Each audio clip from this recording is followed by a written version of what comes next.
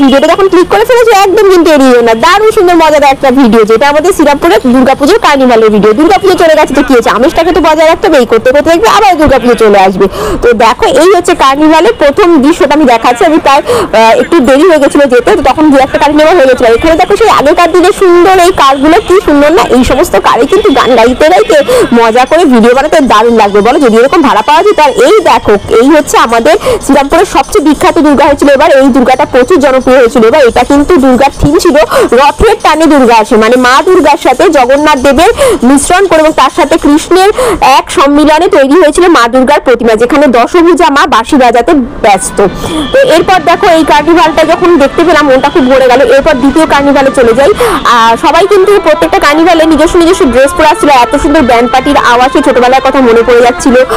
আর সবচেয়ে বড় কথা হচ্ছে এত আলো রোশনাই, চতুর্দিকে এত মানুষের ছড়াছড়ি, পুজো চলে গেছিল, দশমী হয়ে গেছে, তারপরেও মাকে দর্শন করতে পারছি, এর মতো আলাদা অনুভূতি হয় না। আর এটা শ্রীরামপুরের দ্বিতীয় বছর কার্নিভাল, তো এটা একটা বড় আনন্দের। আমাদের প্রথম বছরটা তোমাদের সাথে শেয়ার করেছিলাম, এই বছরটা শেয়ার করতে দারুণ লাগলো। এই যে ঢাকগুলোর যে ধরন, এই ঢাকগুলো আমার ভীষণ ভালো লাগে, তার সাথে ব্যান্ড পার্টি প্রত্যেকটা প্রায় কার্নিভালের যে গ্রুপ ছিল প্রত্যেকের মধ্যে ছিল, প্রত্যেকে কিন্তু আলাদা আলাদা ড্রেস, কোনো কার্নিভালে লাল ড্রেস, কোনো কার্নিভালে নীল ড্রেস, কোনো কার্নিভালে সবাই হলুদ পরে, তো একটা অসাধারণ কালারফুল একটা মানে পরিস্থিতি সৃষ্টি হয়েছিল। আর আমি প্রচুর উত্তেজনায় ভরে আছি, এত সুন্দর কার্নিভাল দেখে মন পুরো ভরে গেছে, চতুর্দিকে গানের আওয়াজ, বাজনার আওয়াজ। কিন্তু আমি গানটাকে একটুখানি কমিয়ে দিয়েছিলাম, যার কারণ হচ্ছে গানটাতে কপিরাইট চলে যাবে, সেটা একটা ব্যাপার, ফেসবুক দাদা বা ইউটিউব দাদা বুঝতে পারবে না, কপিরাইট দিয়ে দেবে, তো তাই জন্য গানটাকে একটু কমিয়ে দিয়েছিলাম। আর এখানে দেখো কত কত রকমের নানা রকমের দুর্গা মূর্তিগুলো এক জায়গাতে বসে আমরা দেখতে পেয়েছিলাম। দশমীর ভিডিও তো তোমাদের দিয়েছি, সিঁদুর খেলার ভিডিও দিয়েছি, সেই ভিডিওগুলো দেখতে গেলে অবশ্যই চলে যাও আমার চ্যানেলে, ভীষণ সুন্দর নাচ গান সিঁদুর খেলার মজা সব তোমরা আমার চ্যানেলে গিয়ে দেখতে পেয়ে যাবে। চলো এখানে দেখো সবাই বসে বসে চলে যাচ্ছে লক্ষ্মী সরস্বতী কার্তিক গণেশ, এরপর কিন্তু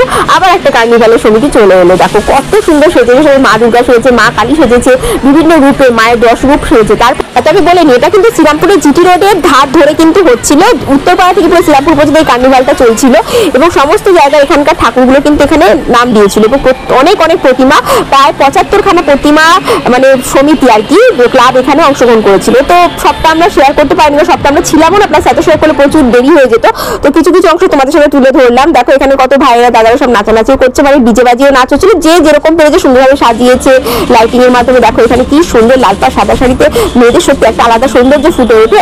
আর আমারও ভীষণ লাল পাড় সাদা শাড়িটা গোল্ডেন গয়না সাজতে ভীষণই ভালো লাগে, আর পুজো মানে এই একটা আলাদা সুন্দর মানে চিহ্নিত একটা ড্রেস আমাদের।